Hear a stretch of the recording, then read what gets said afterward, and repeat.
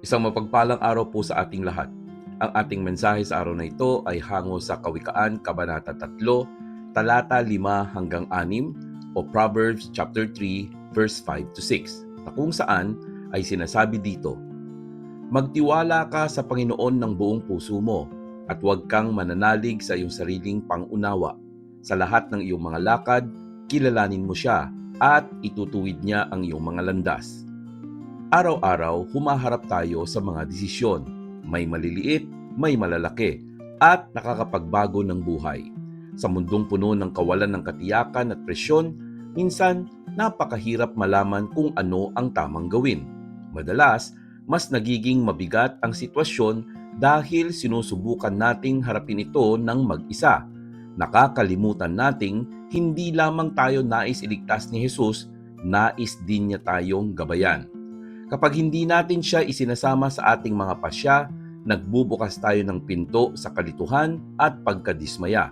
Ngunit kapag inilapit natin sa Kanya ang lahat, kapag huminto tayo, nanalangin at humingi ng Kanyang karunungan, ang kapayapaan ay pumapalit sa ating pag-aalala.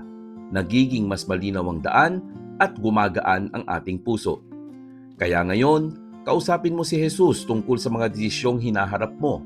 Humingi ng tawad sa mga pagkakataong isinantabi mo siya. Hayaan mong baguhin niya ang iyong pag-iisip at patnubayan ang iyong mga hakbang. Pakinggan mo ang kanyang banayad na tinig sa buong maghapon at magtiwala kang hindi kanya kailanman ililigaw.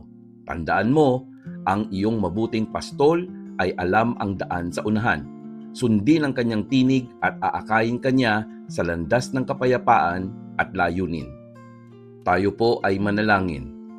Ama naming Diyos, salamat po sa iyong walang hanggang pag-ibig at gabay. Tinuturuan mo po kami ng magtiwala ng buong puso, hindi sa aming sariling karunungan, kundi sa iyong banal na plano at kalooban.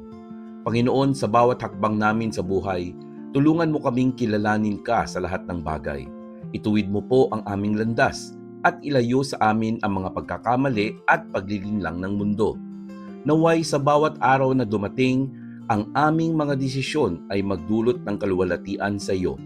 Salamat po sapagkat sa iyo kami umaasa at sa iyong gabay kami ay hindi maliligaw. Sa pangalan ni Jesus, Amen.